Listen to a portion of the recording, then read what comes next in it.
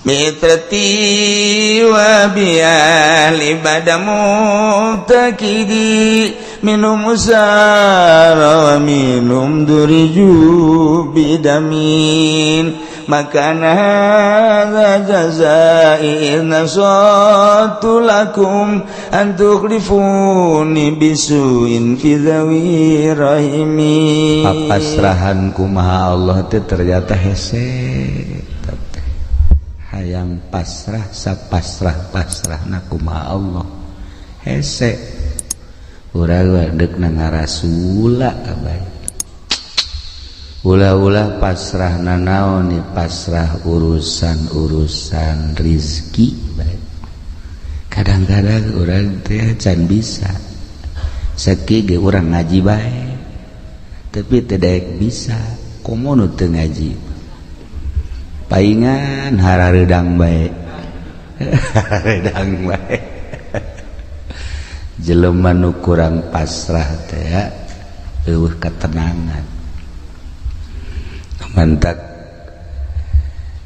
hati ma'asoma istimewa di zamana anjeunna jadi panutan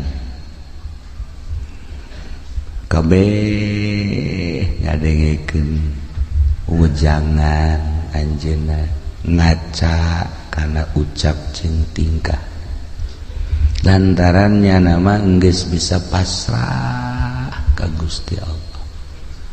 Bahasa pasrah teh bahasa urang, bahasa kita mah tawakal. Kita bisa bae urang ngomong tawakal tapi praktekna hese. Tawakal teh praktekna ya Allah ya Rabb. Saking urang ngaji bae sakubata di komun teu ngaji. Sadegeun tingkatana aya 3 hiji tawakal jeung urang naik seetik solihin wali taslim naik deui ka luhur tafwid eta urang bisa ngomongna doang jadi hese jasa praktek ditanya Ki Hatim Asom ieu bisa tenang kieu hirup banguna eueuh masalah boga rahasia naon ceknya boga rahasia sadar 4 perkara hiji boga kasadaran bahwa rizki nukula wajin tingku kumaha ge moal ku batur lamun nukula mah nukula bae kajen di kota di kampung di gunung tetep bae nukula mah nukula bae geus lamun eta rezeki geus diatur ku Gusti Allah nukula moal ku batur atuh kula mah tenang ceugana eta urang ngomong maneuneun kan ya heuh bangunna ngeunaheun bisa tapi eta praktekna isuk-isuk keneh waduh asana ku batur ya asana ieu aduh lamun teu giat asana ieu tah eta tah urang nah eta nu mantap ge tapi halan kok kotok asane tah mantap kula tenang cek jada moal wajen kuku mah ge nukula tetep nukula bae nu lain tetep bae nu lain tah eta tah urang geus nyaho kos kitu teh geus nyaho tah jang ketenangan urang tawakkaltu 'alallah wala haula wala quwata illa billahil aliyil azim pasrah diri ka Allah urang mah teu daya teu upaya geus diatur ku Gusti Allah urang tinggal sadarna jeung praktekna tanu hese tah bisa eta beta hiji tah merdeka urang hirup merdeka tah urang hirup tenang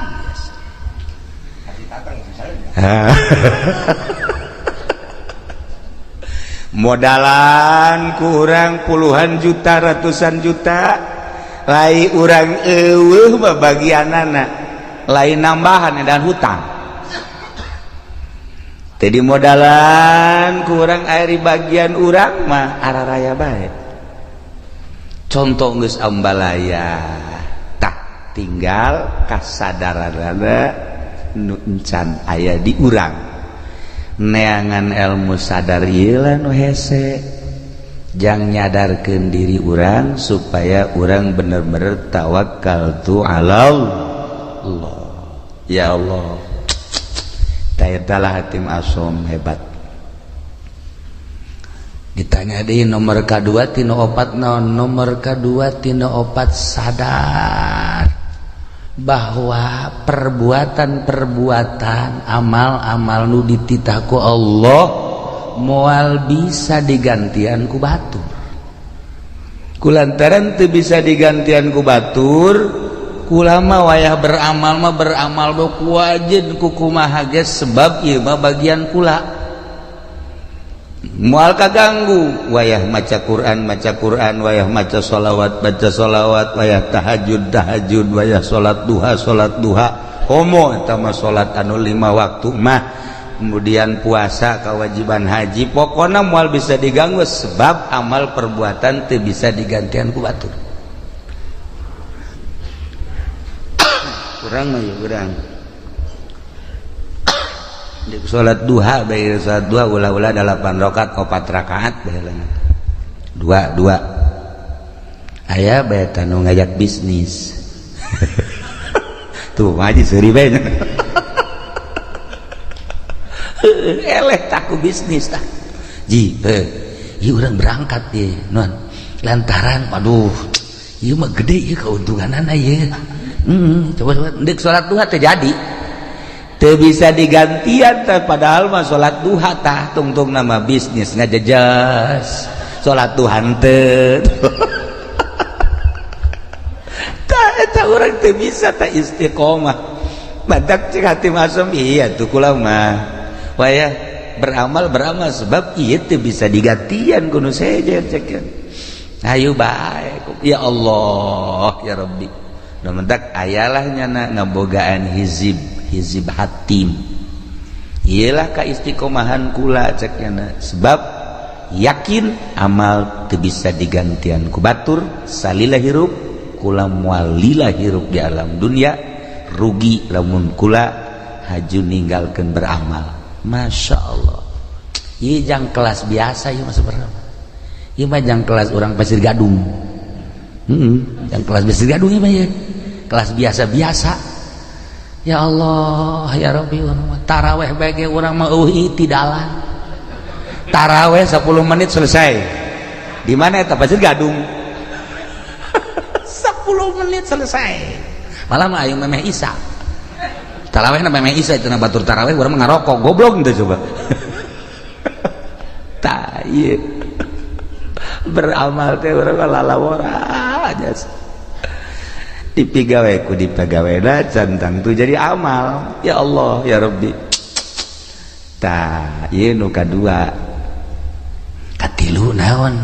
Nu katilu sadar bahwa maut eta bakal datang jeung datangna teh ngadadak henteu pernah aya surat heula.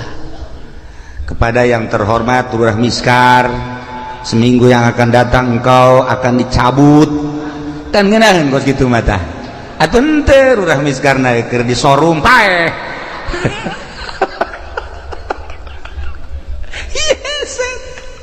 urang ngadenge nu maot di masjid keur sujud senang, urang nu maot keur tahlil senang, urang maot keur maca Quran Masya Allah, maot keur ibadah zikir ya Allah ya Rabb, maot keur itikaf Masya Allah. Kan ieu mah keur di hotel Masya Allah, di anu osok mandi aya uapan teh naon Lurah Miskar ngaranna ulah seuri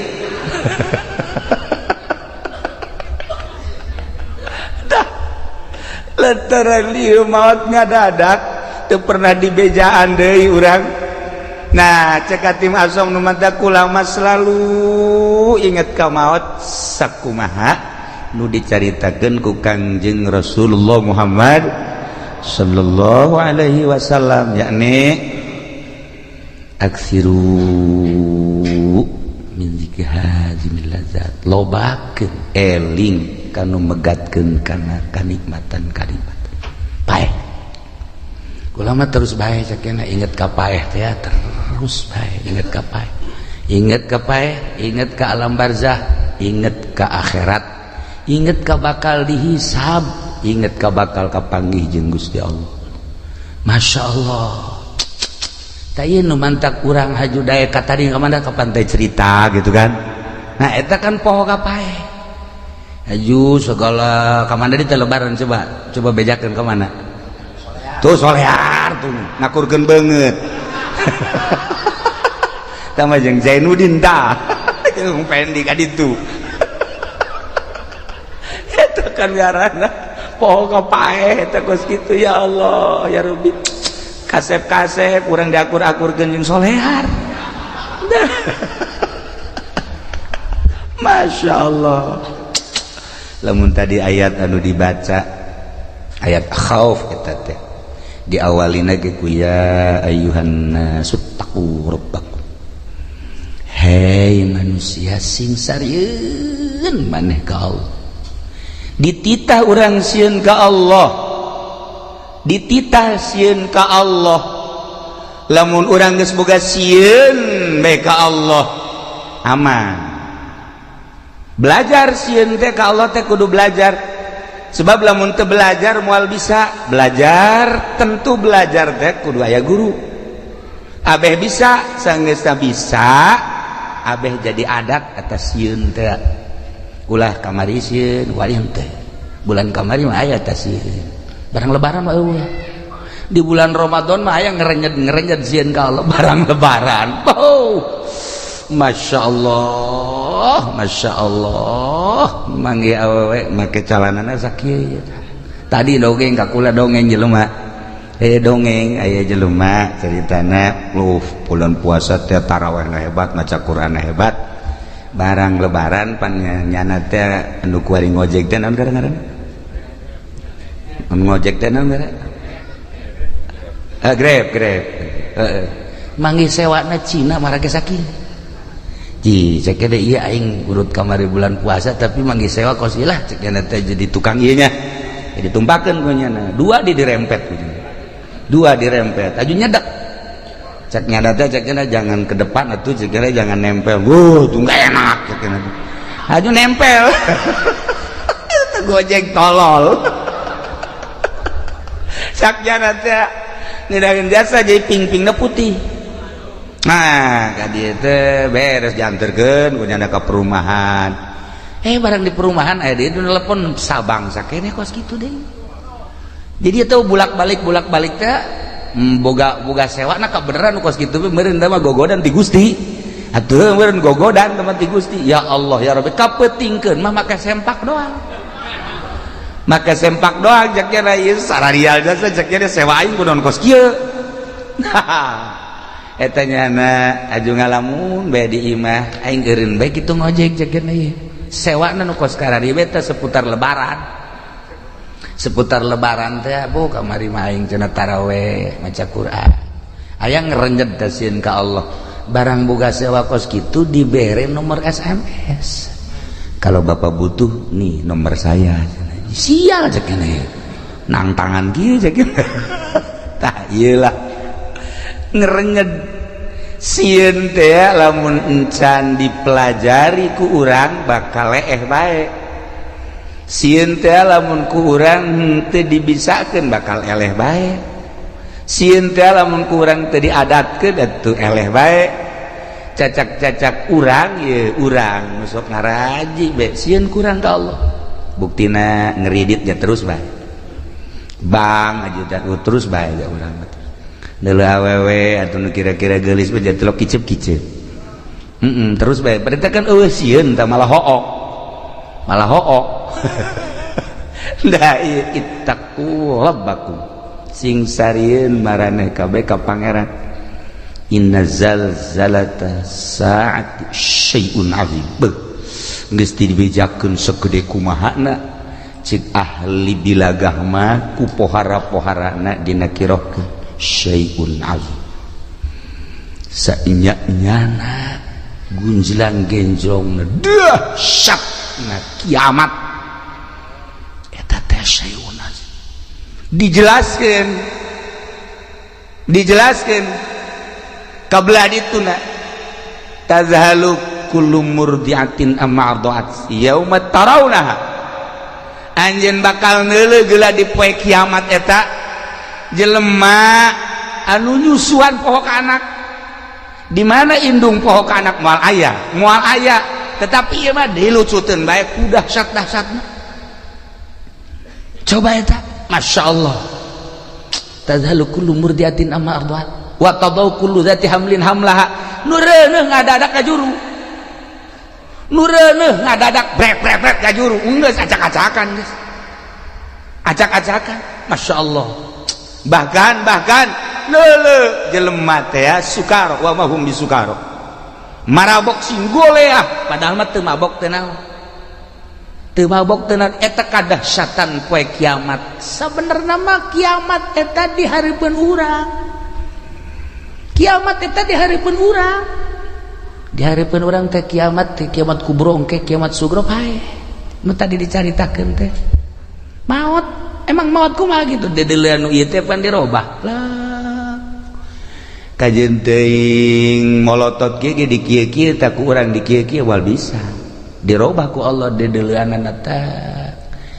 Misalna lurah misar maot teh misalnya molotot nyana tah neuleuh nu kamari ngabonceng si Mbak teh araya tadi dinya kadeuleuh oh iya cak urang misar teh ngajurus ka neraka jahanam kadeuleuh tah nu kamari teh ngabohong teh kadeuleuh nu kamari teh nipu teh kadeuleuh nu kamari naon deui urang misar coba sebutan buat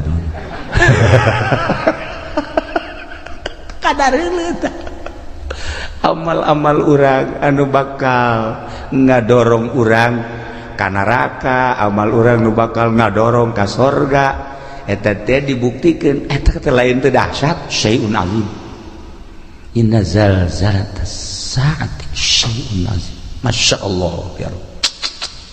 Ditungtungna nu mentak awalna ge tadi teh walakinnallaha dan ya ayyuhan nasu taqu rabbakum horenganan walakinna azaballahi syadid siksa Allah wahar. Sakira-kira urang dideuleukeun ka siksa Allah setik bae cara neuleuhna Kangjeng Nabi moal bisa seri-seri acan sa Kangjeng Nabi niscaya maneh careurik bae. Tapi urang mah pan ieu tenang-tenang bae nya, urang mah kalem-kalem bae biasa bae deres nu ngora keneh mah ieu nu geus karolot ge biasa bae nu geus karolot malah main HP boga HP na ge 3 pan moga HP na ge 3 tenang da suka kamar teh lain nasbeh ngeuleuhan WA-an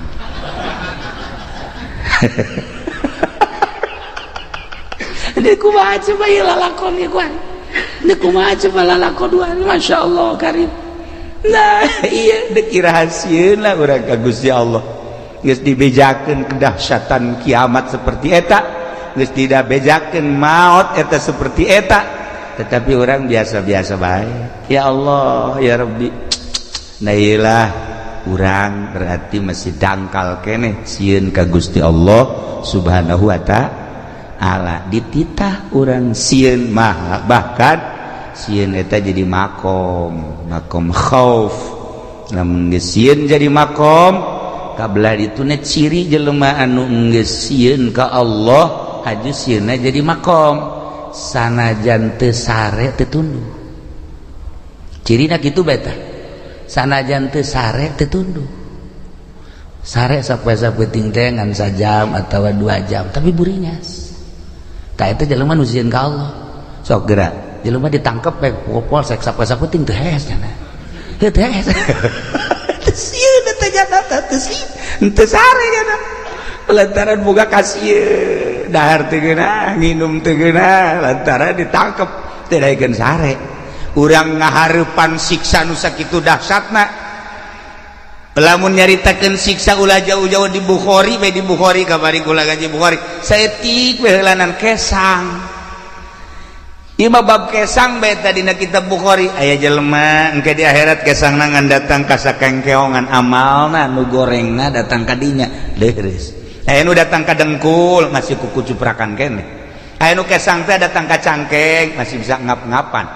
Aya nu kesang teh datang ka beuheung masih keneh bisa kikieuan. Aya nu kesang teh datang ka irung. aya kesang liput teh kumaha coba ieu bab kesang we heulanan bab kesang di akhirat ngarendeng jeung jelema nu bagus kesangnyana kesang itu henteu bisa kieu kesang urang teh ya haju leeh ka dieu henteu nyana bae nah ieu urang bab kesang bae encam bab nanaon beuh masyaallah asara urang pasir Gadung moal meureun datang ka irung nya mudah-mudahan ya paling datang ka dieu doang ya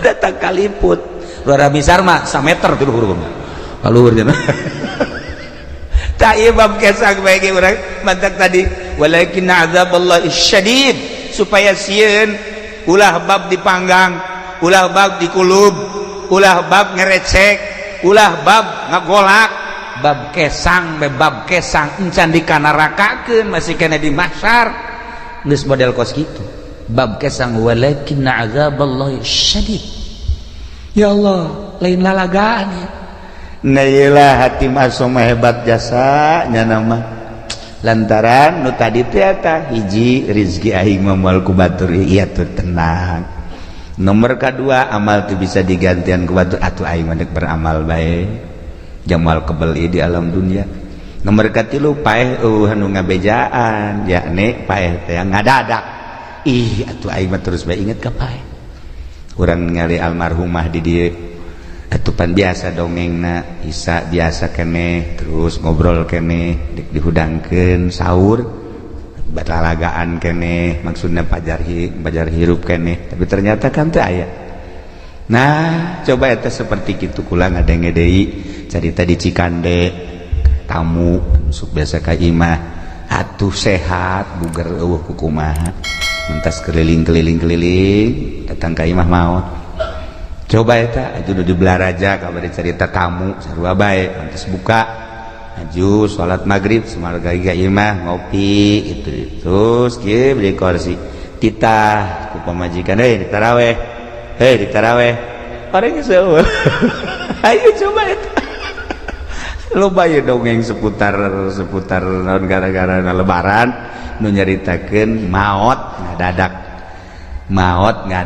tidak maot ngadadak teh atuh teu kajahoan deui ya Allah ya Rabbi nah eta terjadi kabatur atuh ka urang wallahu a'lam aju terus itu nu nyaritakeun naon gara-gara kapal tibalik mah eta mapan berjamaah meureun maot mah ratusan jelema dan lain-lain sebagainya anu kaditu nu ka Bogor teh aju cicing di sisi jalan aju neuleuh cai mandi ka bawah ku cai tadi kuno yang ireun sagalanya meureun malakal maut geus kieu bae aing nungguan sia cak ada teh nah ieu nah jadi lamun urang carita seputar sieun geus datang ka mana urang sieun ka Allah geus datang ka mana mentek carita Al-Qur'an nikmat ku urang faman zuhziha 'anil nar wa udkhilal jannata faqad faz wa bal hayatud dunya illa mata'ul ghurur jelema nu bisa ngajauhan neraka aju diasupkeun ka sorga jauh tina neraka aju asup ka sorga etalah nu bahagia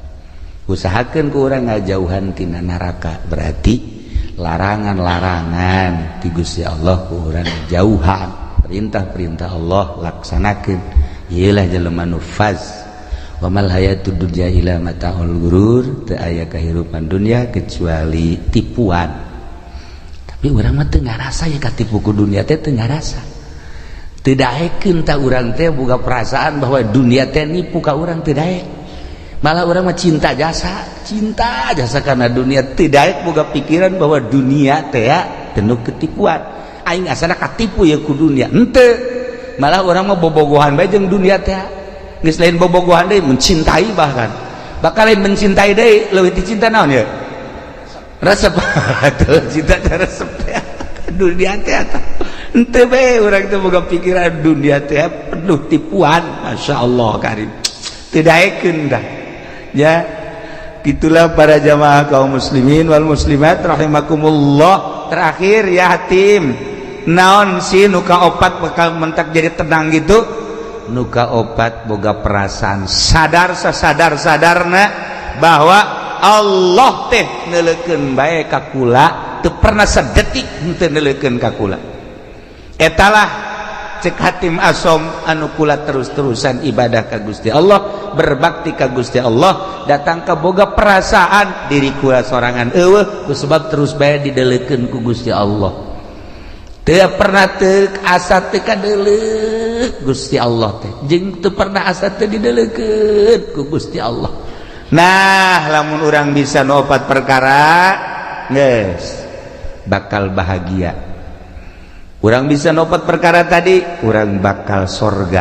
Hiji sadar bahwa rezeki nu urang moal ku batur, tenangkeun diri urang. Kitu cenah kiai ulah usaha, saha nu nita ulah usaha. Usaha mah usaha ke sia, ajuna ngawarung eureun, tani eureun. Kararieu becak pamajikan kapan teu ngawarung? Lah tu deui urang aya urang ieu. Aya mun teu bae. Asana moal kebal pamajikan balik. Atuh usaha bantak ieu mah kelas urang, tawakal mah kelas urang. Usaha ngan pasrahkeun ka Gusti Allah, ja usahana ge dititah ku Allah, urang boga tanaga-naga nu Allah, sagala rupa diatur ku Allah, usahana make aturan Allah. Jeung lain usahana nu diulah, ta'alluqna cumantel kana dunyana nu ulah mah. Adapun usaha nama yang kebutuhan urang, yang kebutuhan pemajikan jeung keluarga atuh dititah ngan aya aturanana make syariat ngaranna ieulah tawakal. Ieulah nu kitu ngaranna tawakal. Ketika Kangjeng Nabi nyaritakeun tawakal, sahabat ngadengekeun bae kieu. Jahe ka harti ta ku sahabat teh. Hiji mangsa sahabat dagang. Make onta. Sanggeus dadagang kana onta ka pasar, tutup pateun deui ka onta, balik ke Madinah ke masjid. Aju ontana teunden di hareupeun masjid, nyana ngadoa ka Allah, ya Allah ya Rabbi, abdi nu Allah, onta abdi nu Allah, barang naga nu Allah, ku ari deuk ditawakalkeun dipasrahkeun ka Gusti, abdi erek perjamaah jeung Kangjeng Rasul. Onta ada di luar, talian biasa, cukup berarti syariat. Nyana ka masjid sholat, wiridan, beres keluar, onta anu maling. Nyana ngadoa deui ka Gusti, ya Allah ya Rabbi, atuh teh dipalingi lain abdi nu Gusti. Atuh onta nu Gusti, barang nage nu Gusti, anu maling nage nu Gusti, sabada Gusti. Eta hebat teh jelema teh. Eta hebat tak kos gitu karena papasrah. Sabada Gusti geus pokona wae. Jangan ngalamun bae kieu ye. Leh cek eta. Tu sagala ke nu Gusti sabada Gusti bae cek eta. Leh. Geus, ye bae nyanang. Saya setengah jam mah beureunan. Terus bae aing aing balik aing ieu naik naon cek eta. Duit dibawa, barang dibawa kabeh di onta lah. Tawakkaltu 'ala Allah. Geus beres. Menang sajam teh aya nu nganterkeun ka dieu. Menang sajam aya nu nganterkeun, onta berikut barang-barang kaget nyana, kakarage nyana neuk balik. Tanya ku nyana, "Ayeuna onta tas di mana?" "Kula pamalingan," cek nyana teh. "Aju, kula dibawa." Bagus dibawa, geus dibawa di jalan aya nu ngahadang. Jelema teu wau ka kula. Kula teu wau ka nyana. Teu ngomongna naon, ngan ngomong sakieu doang. Sia maling jelema nu tawakal ka Gusti Allah. Lamun teu dianterkeun, bacok sia ku aing. Kula ngalawan cek nyana. Begitu ngalawan disempring leungeunna. Leungeunna pegat sakit. Akhirna ditalian leungeunna dibabandulkeun ka di tayeu leungeun kula. Akhirna kula cek kula teh geus kula neuk ngabalikeun ieu. Balik. Bawa. Teu kula mah deuk nyarita bae, ari ieu rombongan jin apa malaikat apa setan apa jelema. Ulah nyaho. Cek nya ulah nyaho balikeun geus ya. Aduh aing teu meunang nyaho cek nya. Ayeuna dibawa deui leungeun bari geus buntung sakieu. Nah, jadi jelema nu tawakal teh bakal ditangtayunan ku Gusti Allah Subhanahu wa ta'ala. Kajeun ku kumaha ge sok geura tawakal ka Allah. Nah, ingat orang mah bisa ngan ngomong doang tawakal, hari dek munggah haji beka karak ngalengkah suku hareup.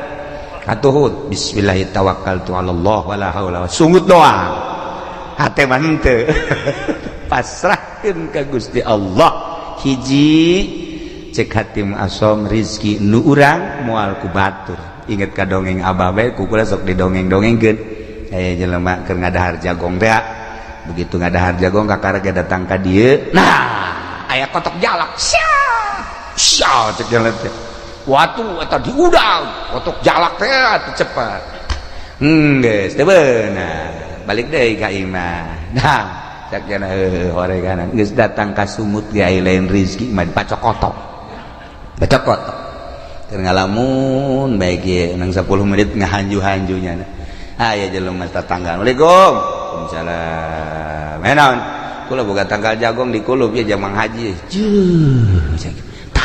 tadi ku indek di dahar sakiana tadi pacokotok ka ditu ieu ku datang sapiring ieu tah ieu tawakal lamun urang napak kurang tawakal nu lain rezeki urang geus datang ka sumut ge ka dieu lain nu urang mah lain bae dasar nu urang kajenting jauh ti mana datang bae kula sok aya merenung saeutik aya urang Lampung datang ka imah Masya Allah temawa kadu geus rapi jasa cucukan dibawa ku jana sebelah tilu Assalamualaikum salah kula mah ka dieu teh cenah ieu buka tangkal kadu di imah alhamdulillah amis saya inget ka kiai cek cenah teh kula diberesin kula mah nganterkeun doang kula deuk balik deui nganterkeun kadu ti Lampung nganterkeun ngan genep-genepna deui coba eta ya Allah ya Rabbi Masya Allah yes jadi teh nyana balik itu dibere ongkos embung jangan kula mah inget bae ka kiai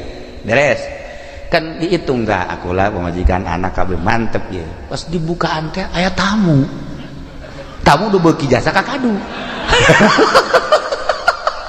modal Ki Azizi gitulah tamuna maksudna babaturan deukeut jasa aja ye jadi keur buka kadu Masya Allah ka hobi kula ye cek kula teh anak pemajikan ge sebenarnya henteu tapi jadal milu nih merusak mobil eta teh panti Lampung ka dieu maksudna mah jang kula jeung keluarga.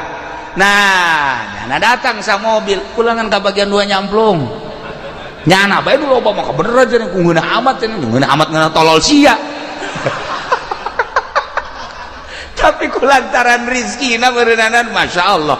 Atuh masalahnya rizkinya anak.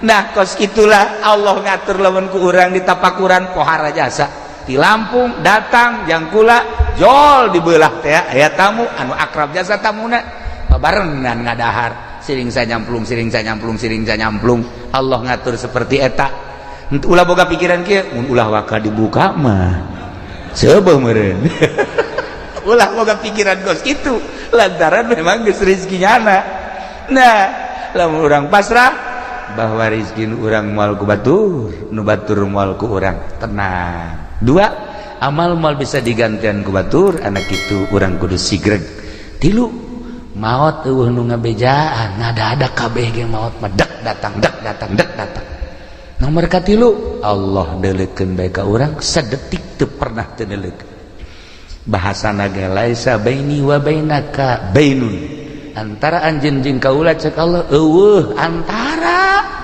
lantaran bi takumu ku ayana kaula ku kaula maneh jumeneng wabi ku ayana kaula anjeun teh hirup dihirupkeun ku kaula diatur ku kaula laisa baini wa bainaka bainun antara kula jeung anjeun cek Allah eueuh masa eueuh antara ngan anjeunna nu boloon cek Gusti Allah kunaon atuh teu boga perasaan deukeut padahal wa nahnu aqrabu ilaihi min hablil warid terjemahanana ana aqrabu min nafsika wa ana aqrabu min nutkika wa ana aqrabu min hablil warid kaula leuwih deukeut tibatan diri anjeun kaula leuwih deukeut tibatan omongan anjeun kaula leuwih deukeut tibatan hablil warid kunaon atuh maneh ngarasa jauh kanyahoan jauhna kok make jeung ngarumpak kana sagala rupa larangan-larangan kaula nu haram nu syubhat jeung sajabana berarti anjeun teu asa diperhatikeun ku kaula.